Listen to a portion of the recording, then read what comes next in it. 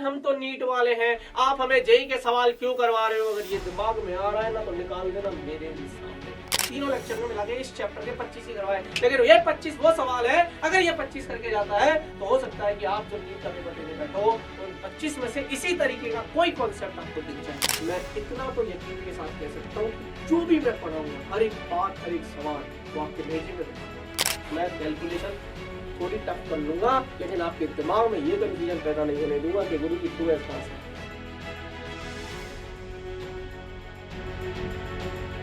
Hello बच्चों, नमस्कार, स्वागत है आपका एक बार फिर से हमारे इस YouTube चैनल जिसका नाम है NEET rank plus Hindi medium, और मैं हूं आपका अपना physics teacher Saurabh Agarwal sir. तो कैसे हो बच्चों यार आप लोग? फटाफट से आ जाइए, शुरू करते हैं एक और मजेदार लेक्चर, शुरू करते हैं एक और मजेदार चैप्टर।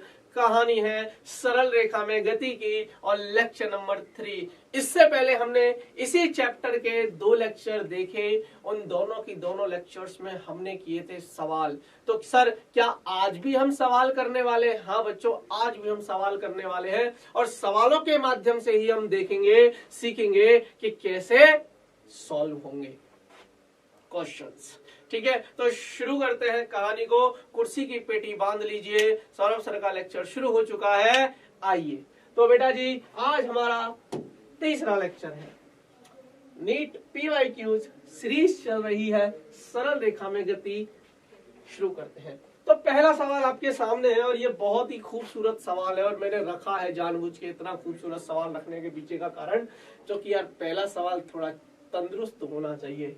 पानी की बूंदें एक 18 मीटर ऊंचे मकान की छत से निरंतर समान समय अंतराल में गिर रही है।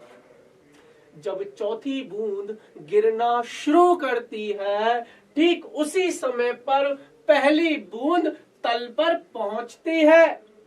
दूसरी और तीसरी बूंद की छत से दूरी बता दीजिए, और ऑप्शन है हमारे ये रहे।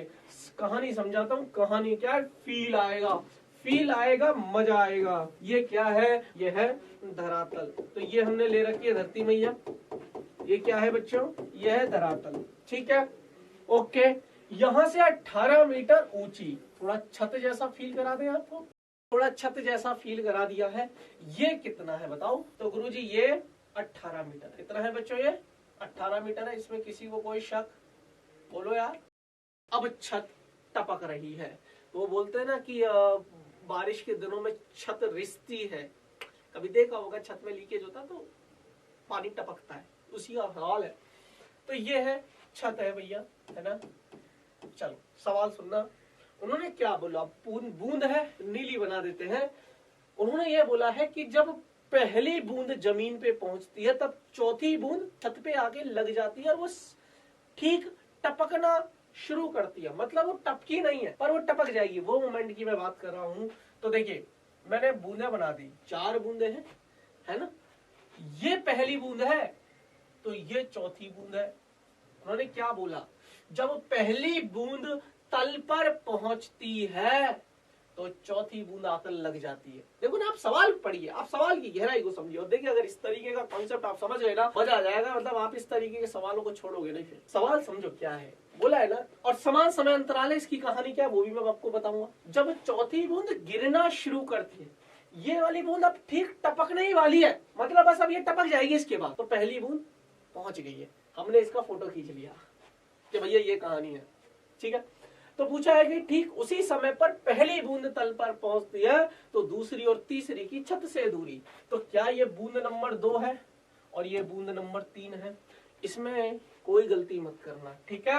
अब सुनो बेटा, समान समय अंतराल की अगर हम बात कर रहे हैं, ध्यान से सुनना, ध्यान से सुनना। अगर ये t बराबर 0 है तो ये t समय में आई होगी, ये 2t समय में यहाँ आई होगी, और ये 3t समय में यहाँ आई होगी। नहीं समझे भाई? मान लीजिए कि ये वो समय है जब आपने यहाँ पर चौथी बूंद को देखा, और समान समय अंतराल है tt समय अंतराल के बाद, तो पहली बूंद 3t समय ले गई, तो दूसरी बूंद ने 2t लिया। देखो ना, 3t minus 2t, t, 2t minus t, t, t minus 0, t, समान समय अंतराल है। क्लियर है? तो ये t समय में यहाँ पहुंची, तो ये 2t समय में पहुंची होगी, और पहली वाली बूंद 3t समय में पहुंची होगी, मान लेते हैं। तो हमसे दूरी पूछी है। अब ये दूरी के लिए मैंने बोल दिया कि मान लीजिए ये जो H तीसरे नंबर की बूंद है, इस तीसरे नंबर की बूंद की हाइट मैंने H3 मान ली। H3 से आपको अंदाजा हो जाएगा कि तीसरे नंबर की है, और दूसरे नंबर की जो बूंद है उसकी मैंने H2 है। बोलो क्लियर है कहानी? और पहली बूंद अपनी नीचे पहुंच गई है। कितनी दूरी? 18। तो पहली के लिए सॉल्व करते हैं ना कि सर H बराबर UT minus half GT square. तो मैं अब सॉल्व करना शुरू करता हूं पहली बूंद के लिए। मजेदार सवाल है, जुड़े रहिएगा। तो देखिए पहली बूंद के लिए मैं कहानी की शुरुआत करता हूं। तो -H पिछली क्लास में बता चुका हूं, -H या H बराबर, चलो ये वाली समीकरण लगाऊंगा, UT minus half GT square. अब ये कितना है? नीचे की तरफ, विस्थापन नीचे है। क्यों? क्योंकि पहली बूंद यहां से गई, यहां पे आई, तो प्रारंभिक स्थिति ये थी, अंतिम स्थिति ये थी, तो प्रारंभिक से अंतिम की ओर गया है, तो विस्थापन नीचे की तरफ। डायरेक्शन ऐसे ही दिखाओगे ना भाई, तो -H अर्थात -18 बराबर टपक रही है। अब बूंद को कोई फेंकता नहीं है, बूंद हमेशा टपकती है। तो ये फिक्स है कि सारी बूंद का U बराबर 0। बूंद गिराई गई है, बूंद फेंकी नहीं गई है, तो U बराबर 0 है। समय कितना लगा पहली बूंद को? dt लगा। अरे यार ये 18 मीटर का विस्थापन तय की। सर ये 18 कहां से आया? नालायक बच्चे, सवाल में दे रखा है कि 18 मीटर ऊंची मकान माइनस हाफ G और T 3T का स्क्वायर। ये चीज तो पूरी 0 हो जाएगी। -18 बराबर माइनस हाफ, यह आ जाएगा 9T स्क्वायर। माइनस से माइनस चला जाएगा और ये चला जाएगा 2 टाइम्स, तो 2 बराबर half GT square. Am I correct? मैंने कोई गलती नहीं करी। तो GT स्क्वायर की वैल्यू क्या आ गई?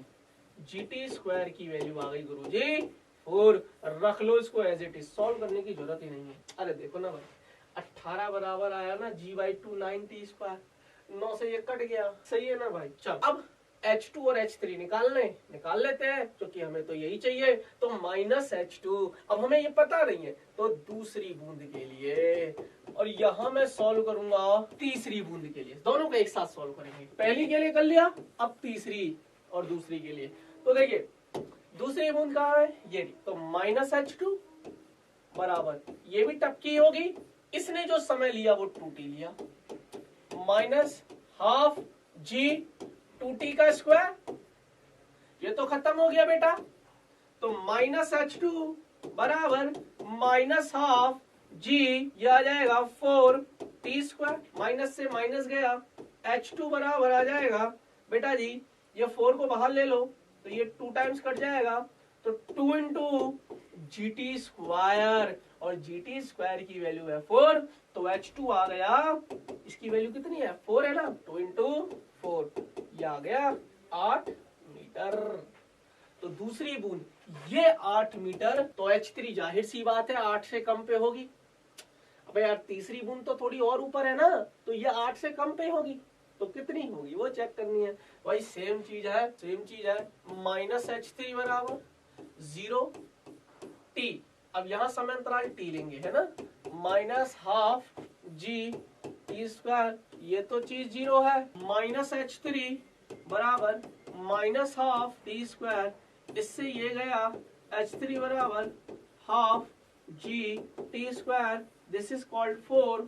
H3 बराबर हाफ इंटू 4, और ये है 2 मीटर। तो जो तीसरी बूंद है, तीसरी बूंद छत से 2 मीटर पर है, तीसरी बूंद छत से 2 मीटर है, और दूसरी बूंद 8 मीटर पर है, दूसरी बूंद 8 मीटर पर है। तो ये है बेटा जी 2 मीटर पर। अब हमसे कभी कभी वो छत से नहीं पूछते, हमसे वो धरातल से पूछते हैं, कि पूछ लेते हैं, हाँ हाँ हाँ बेटा हाँ, हमसे बोल लेंगे बताओ धरातल से कितनी है। अब तीसरे नंबर की बूंद 2 मीटर है, तो जमीन से 16 मीटर हुई, ऊपर से 2 है तो जमीन से 16 है, टोटल 18 है ना मेरे भाई। और दूसरे नंबर की बूंद, इनमें कंफ्यूज मत होना, दूसरे नंबर की बूंद 8 है, तो नीचे से ये 10 मीटर। अब इसमें मत जाना क्या गुरुजी 8 मीटर तो थोड़ा ज्यादा बड़ा दिख रहा है और 10 मीटर थोड़ा छोटा दिख रहा है, वो भावनाओं में मत है ना, समझदार बच्चे हो, समझ गए होंगे कहानी क्या है। तो आंसर दूसरी और तीसरी। तो देखो दूसरी के लिए H2 माना 8, तीसरी के लिए H3 माना 2, 8,2 आंसर आएगा 8 मीटर, 2 मीटर, अर्थात ऑप्शन नंबर सी 8 मीटर और 2 मीटर। क्लियर है? तो ये पहला सवाल था। इस तरीके के सवाल आपके नीट में पूछे जा सकते। अब इसी कहानी को वो कैसे घुमाते हैं मैं बताता हूँ।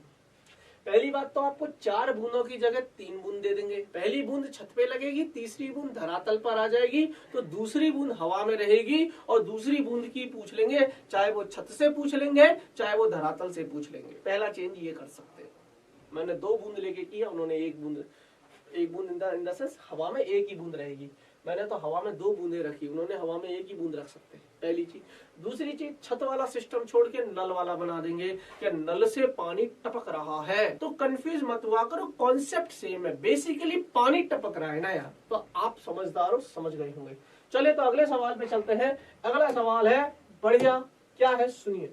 ये थोड़ा बहुत बढ़िया तो नहीं है, बढ़िया तो यही था बेटा, मजेदार सवाल था। और नीट में इसी तरीके के लेवल है, इसी तरीके के सवाल आते हैं। अगर आप सच में नीट क्रैक करना चाहते हो तो फिजिक्स ही है जो आपकी हेल्प करेगा, क्योंकि फिजिक्स सिलेक्शन रोकता है। और अगर तुम यहाँ से पढ़ के जाओगे, मैं इतना तो यकीन के साथ कह सकता हूँ कि जो भी मैं पढ़ाऊंगा, हर एक बात, हर एक सवाल वो आपके भेजे में बैठा दूंगा।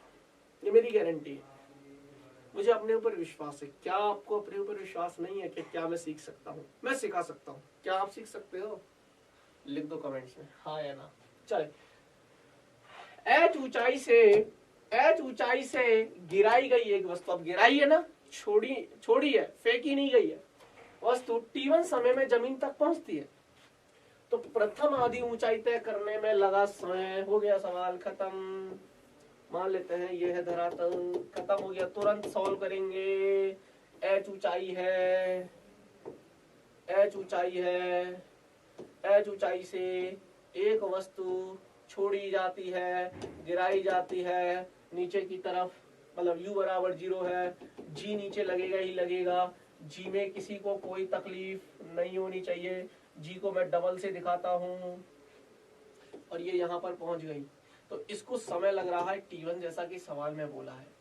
तो इसको सॉल्व करते हैं। पहले तो माइनस H बराबर U का वैल्यू 0 है, समय लग रहा है T1 minus half G T1 square, sorry ये तो खत्म हो गया बेटा जी।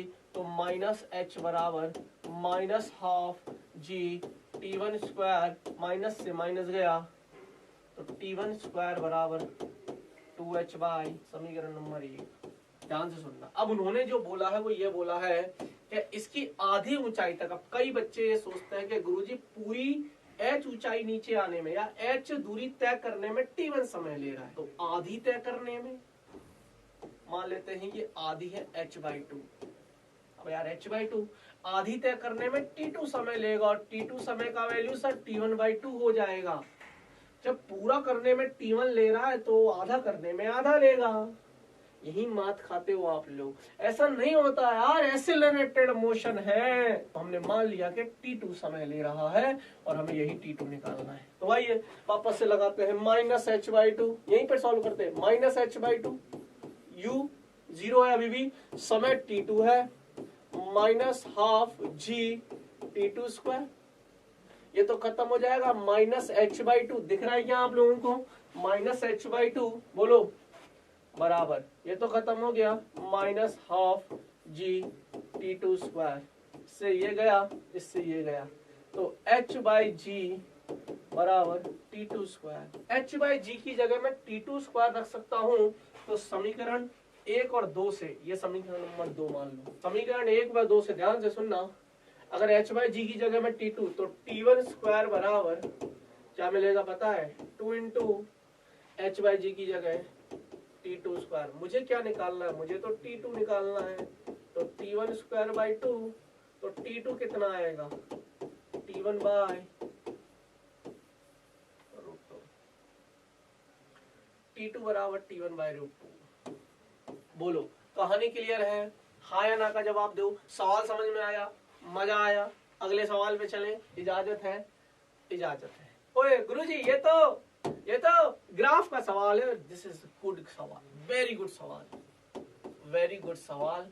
और एक बात बताता हूँ बेटा, ये नीट में भी आ चुका है प्लस जेई में भी आ चुका है। सर हम तो नीट की तैयारी कर रहे हैं, हमें जेई से क्या मतलब है? कोई बात नहीं बेटा जी, नहीं है मतलब, बस इंफॉर्मेशन दे रहा हूं कि ये जेई में भी आ चुका है और एक बार नहीं 2 बार पूछा है जेई वालों ने। तो सर कुछ तो होगा इस सवाल में। सर हम तो नीट वाले हैं, आप हमें जेई के सवाल क्यों करवा रहे हो? अगर ये दिमाग में आ रहा है ना तो निकाल देना मेरे सामने। सवाल सवाल होता है, सवाल को सम्मान देना सीखो। पृथ्वी की सतह से एक वस्तु ऊपर की तरफ ऊर्ध्वाधर प्रक्षेपित की जाती है, इसका वेग समय ग्राफ पूछा है और 4 आपको ऑप्शंस दे रखे हैं। सवाल सिंपल सा ये है कि ये धरातल है, क्या है ये है धरातल, और यहाँ पर ये है एक वस्तु, इसको ऊपर की ओर प्रक्षेपित करते हैं यू वेग से।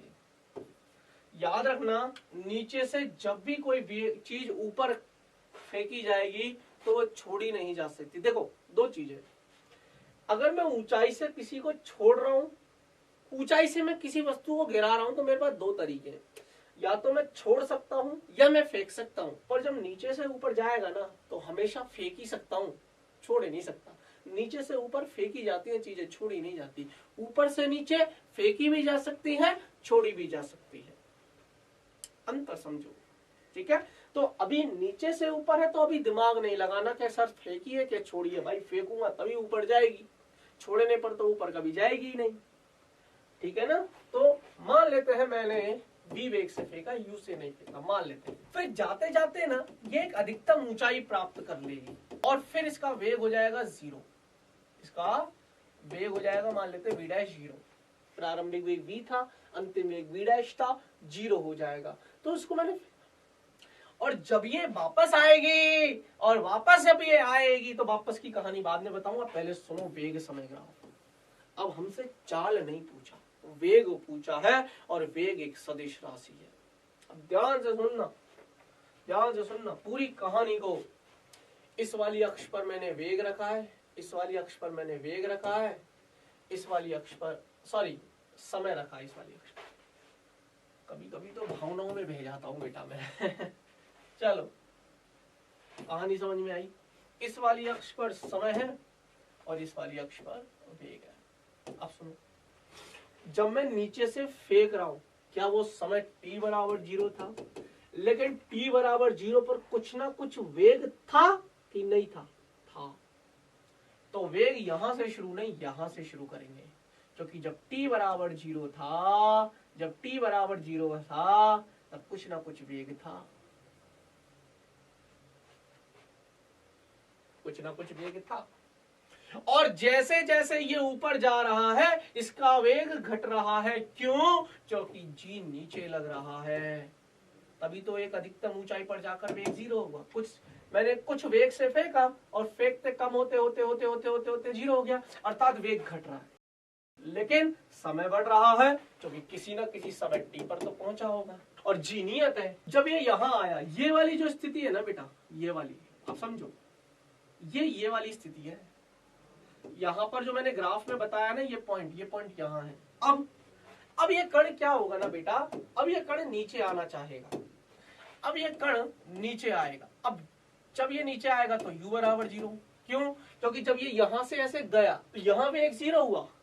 अब अगला मोशन, अगली गति के लिए जो इसका अंतिम वेग था वो इसके लिए प्रारंभिक वेग बन जाएगा।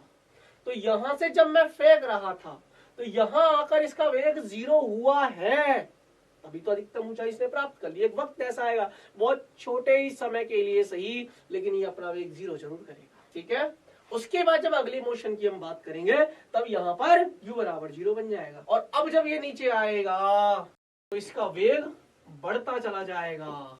क्यों? क्योंकि g अभी भी नीचे है और वेग भी नीचे की डायरेक्शन है, तो वेग बढ़ेगा। इसमें क्या था? वेग ऊपर था, g नीचे था, विपरीत थे। ये मंदित गति थी, ये त्वरित गति है। तो वेग बढ़ेगा, लेकिन बढ़ेगा क्या? ऋणात्मक। क्यों? ऊपर जाने को अगर आप धनात्मक ले रहे हो तो नीचे आने को ऋणात्मक, तो वेग बढ़ेगा लेकिन ऋणात्मक दिशा में। तो this is the correct graph, option number B. कई बच्चों के दिमाग में क्या आता है मैं वो बताता हूँ। गुरुजी ऐसे गया, अब जब ये नीचे आएगा तो वेग बढ़ेगा, वेग बढ़ेगा तो ये बनाओ ना गुरुजी, वेग बढ़ रहा है ना समय के साथ बढ़ रहा है। अब सोचो एक्स अक्ष के ऊपर वाली चीज धनात्मक है, जब आप ऊपर से नीचे फेंक रहे थे चाहे नीचे से ऊपर था, हमेशा दोनों टाइम में वेग धनात्मक कैसे हो सकता है? वेग एक सदिश राशि है, चिन्ह परिपाटी का इस्तेमाल नहीं किया आपने, यहाँ पर करना चाहिए था। क्लियर है? तो प्लीज प्लीज इस चीज का ध्यान रखना, कब क्या इस्तेमाल होना है, बी वेरी केयरफुल। अगला सवाल, मजेदार सवाल। अच्छा सर सवाल ग्राफ चालू कर दिए क्या आपने? अरे बेटा जरूरी है, जरूरी है। अब देखो ये इसमें बहुत छोटा सा कंसेप्ट, ये सवाल। अच्छा ये लिख रहे हो ना आप लोग नोट कर रहे हो ना बेटा? नोट करते जाना प्लीज। ये वाला सवाल जो है, निम्नांकित वेग समय के ग्राफ के बीच कौन सा ग्राफ एक गतिशील वस्तु की वास्तविक स्थिति को प्रदर्शित करता है? काम करते हैं बेटा, ऐसे ग्राफ आए ना, एक्स अक्ष पर समय है, आप यहाँ पर एक कट लगाओ ऐसे। एक समय पर किसी कण के दो वेग नहीं हो सकते।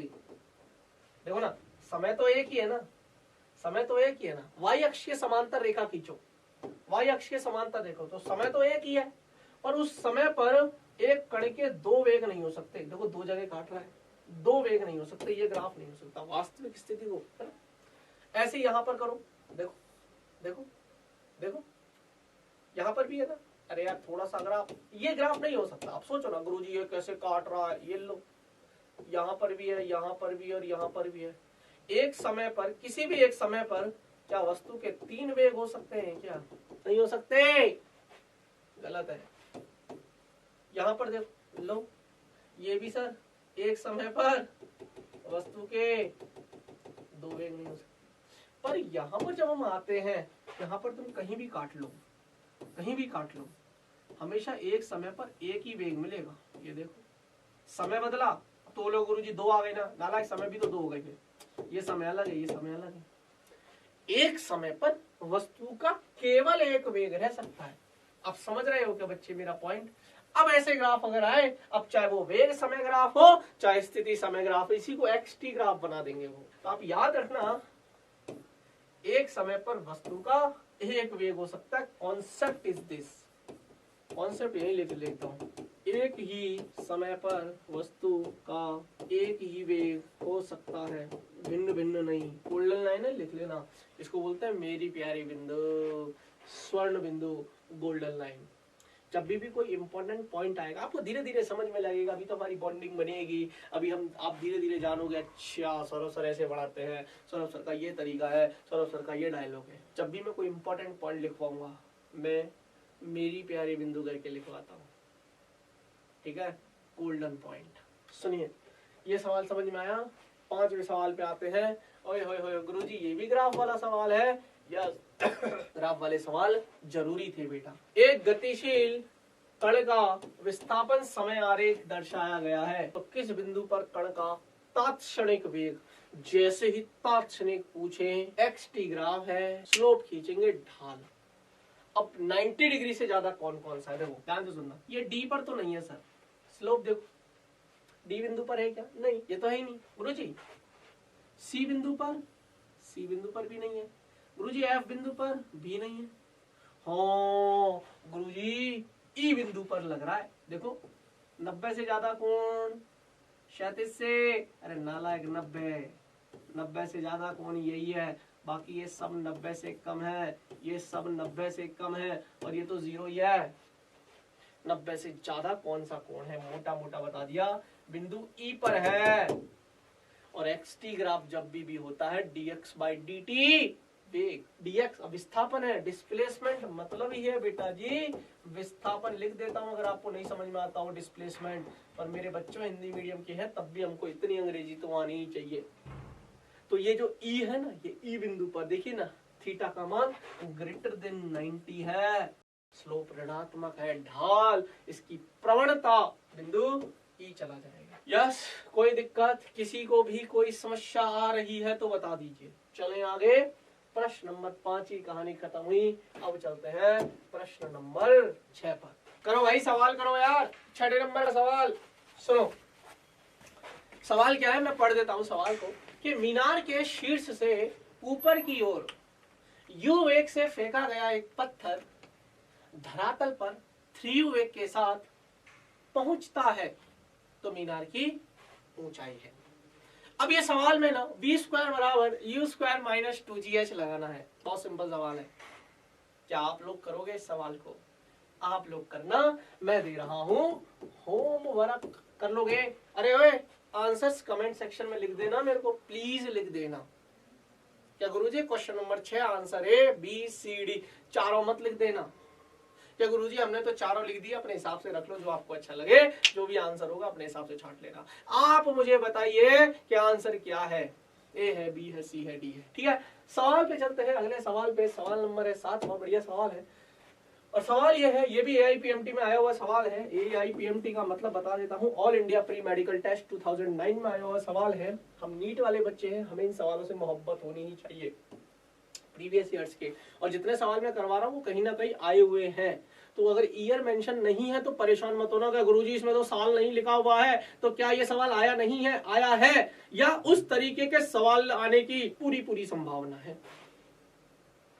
दिल कहता है भैया अपना, यदि एक वस्तु स्थिरावस्था से प्रारंभ होकर 20 सेकंड तक नियत त्वरण के प्रभाव में गति करती है, प्रथम 10 सेकंड में S1 दूरी तथा अगले 10 सेकंड में S2 दूरी तय करती है, S2 का मान होगा। चलिए सवाल को खत्म कर देते हैं। ये है हमारी लैम्बोर्गिनी। t बराबर 0 से कहानी शुरू करते हैं और मान लेते हैं कि पहले 10 सेकंड में कार चलते हुए यहां आ जाती है, तो ये t बराबर 10 सेकंड, और इसने S1 दूरी तय करी, कुछ ना कुछ वेग प्राप्त कर लिया होगा v। क्यों? क्योंकि ये विराम अवस्था से चली थी, स्थिरावस्था से चली थी, u बराबर 0, नियत त्वरण के प्रभाव में चली थी, ये मान लेते थे। क्लियर है? और अब ये गाड़ी यहां पहुंच गई t बराबर 20 सेकंड पर। सर यहां पर भी 10 सेकंड ही लिखो ना, बेवकूफ लड़के, 0 से तो 20 ही सेकंड है, ये गाड़ी चली ही 20 सेकंड है। तो पहले 10 सेकंड सिस्टम अलग है, अगले 10 सेकंड सिस्टम अलग है। ठीक है, तो 20 माइनस 10 10, 10 माइनस 0 10, और इसमें इसने दूरी तय करी है S2। हमें बताना है S1 S2 का क्या रिलेशन है। आप मेरी बात सुनो, कॉन्सेप्ट इतना सा है, इस यात्रा का जो अंतिम वेग है, इस वाली यात्रा का प्रारंभिक वेग बनेगा। है क्या क्या? Come on one more time, come on. इस यात्रा का जो अंतिम वेग है, इस यात्रा का प्रारंभिक वेग बनेगा। नारा याद हो गया?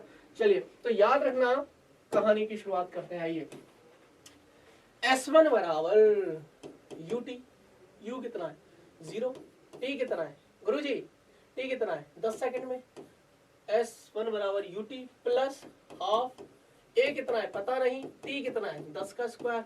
तो गुरुजी 10 का स्क्वायर करोगे 100 आएगा, 100/2 50 a, तो S1 आ गया गुरुजी 50 a। इसको लिख लो, इसको कर लो समीकरण नंबर 1, इसको लिख लो, इसको कर लो समीकरण नंबर 1। अच्छा बेटा ये v की वैल्यू भी निकाल लेते हैं, v बराबर कर लो तो गुरुजी u प्लस 80, u तो 0 है, तो v बराबर 80, a कितना a, t कितना है 10, v बराबर 10a।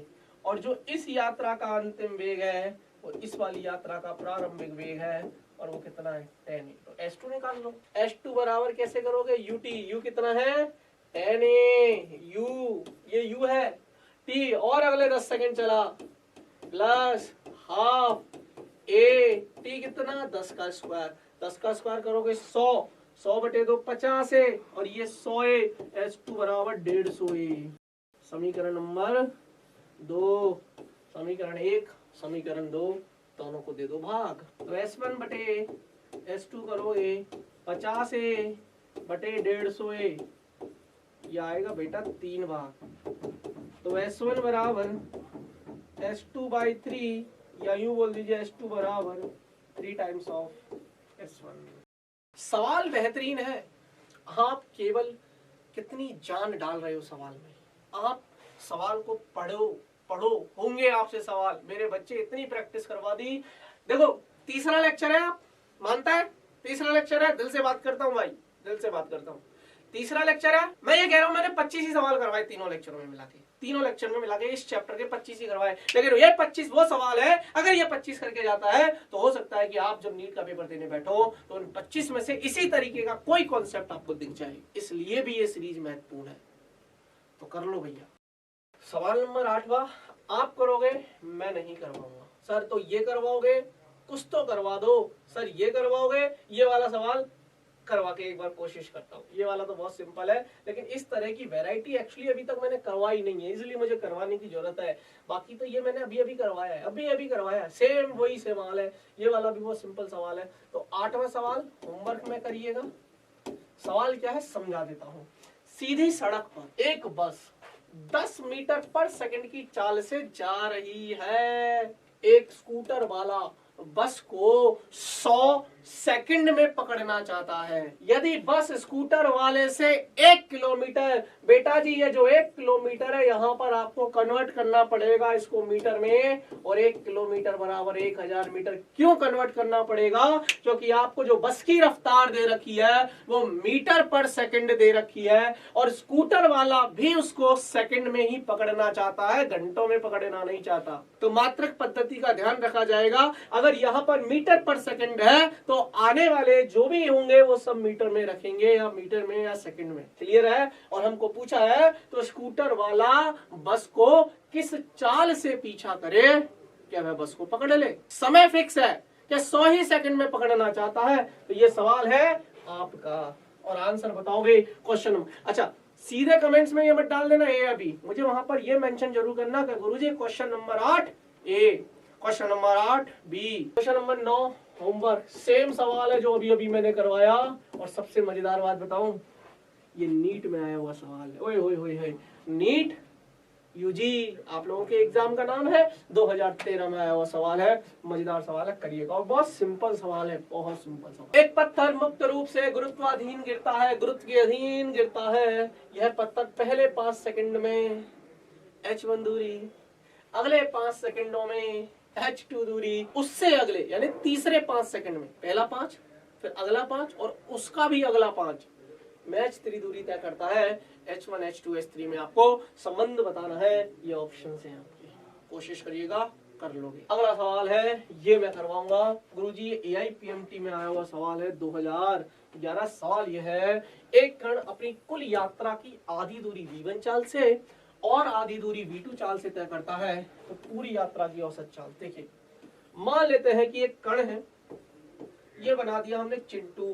क्या बना दिया हमने? चिंटू। किसी का नाम है क्या? चलो चिंटू इंटू छोड़ो, कोई बच्चा बुरा मान जाएगा। ये कौन हो? ये हो आप। कौन बच्चे? ये आप।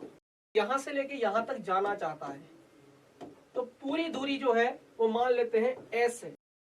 लेकिन ये बच्चा बोलता है कि नहीं, मैं आधी दूरी तो चलूंगा v1 चाल से और अगली आधी दूरी चलूंगा s/2। पूरी दूरी s मान लो v2 चाल से। अब यहाँ पर आप एक काम और कर सकते थे कैलकुलेशन इजी बनाने के लिए, वो ये कर सकते थे, यहाँ पर आप 2s मान लेते। 2s मानते तो s और s आ जाता, आंसर पे कोई फर्क नहीं पड़ता। मान लीजिए कि ऐसा होता कि 4 टुकड़ों में चलता, 4 अलग अलग चाल से चलता, v1 v2 v3 v4, तब आप यहाँ पर s/4 s/4 s/4 s/4 लिखते, बजाय उसके आप 4s ले लेते, s s s s कर लेते। तो कैलकुलेशन का है, लेकिन मैं अभी वो इसलिए नहीं कर रहा, नहीं तो आपके मन में डाउट होगा जरूरी आपने 2s क्यों माना। मान लेते हैं ऐसे, मैं कैलकुलेशन थोड़ी टफ कर लूंगा, लेकिन आपके दिमाग में ये कंफ्यूजन पैदा नहीं होने दूंगा कि गुरुजी 2s कहां से है। मान लो s है, ठीक है। अब औसत चाल का फॉर्मूला हमारे पास होता है, औसत चाल इसको लिखते हैं ऐसे, है ना। तय की गई कुल दूरी बटे कुल समय। कुल दूरी कितनी है? तो औसत चाल कुल दूरी कितनी है? s बटे कुल समय कितना है? पता ही नहीं है। मान लेते हैं कि पहली आधी दूरी तय करने में इसको t1 समय लगा, अगली आधी दूरी तय करने में t2 समय लगा। t1 और t2 बराबर नहीं होंगे, हमें लिखना है कुल समय। अब कुल समय होता है t1 प्लस t2, कुल समय t1 प्लस t2, लेकिन समय हमें यहां से निकालना पड़ेगा। समय बराबर दूरी बटे चाल, दूरी कितनी है? s/2 बटे चाल कितनी है? v1। इसी तरीके से t2 निकालोगे, दूरी समय बराबर दूरी बटे चाल, दूरी है s/2, चाल है v2। t1 और t2 के मान यहां रख दो, तो ये आ जाएगा बेटा जी s बटे s by 2v1 s by 2v1 plus s by 2v2 s common ले लोगे, कैलकुलेशन करके नहीं दे रहा हूं। जब इसको पूरे को सॉल्व करोगे तो ये आएगा 2v1 v2 by v1 plus v2। Option number C clear है। आगे समझ में। तो ये 10वें नंबर का सवाल था। बाकी जो बचे सवाल मैंने आपको होमवर्क में दिए हैं, आप उन सवालों को करोगे और मुझे कमेंट्स में आंसर बताओगे। गुरुजी question number 8 A B C जो भी आंसर आपका आएगा। क्लियर है। तो चलिए, अगर आपको इस वीडियो में कोई भी समस्या आती है, अगेन वही टॉप 3 जो भी आपके डाउट्स रहेंगे मैं उनको लाइव क्लास में डिस्कस करूंगा। तो लिखो डाउट्स क्या क्या है, लिखो कमेंट्स में कि गुरुजी मुझे ये डाउट है, मुझे ये डाउट है। ठीक है। तो चलिए बेटा जी, अब आज के लिए इतना ही। मिलते हैं नेक्स्ट क्लास में। तब तक के लिए अपना ख्याल रखिएगा, हंसते रहिएगा, मुस्कुराते रहिएगा और हाँ जुड़े रहिएगा हमारे साथ, सौरभ सर के साथ और हाँ रैंक प्लस के साथ। तब तक के लिए बाय बाय।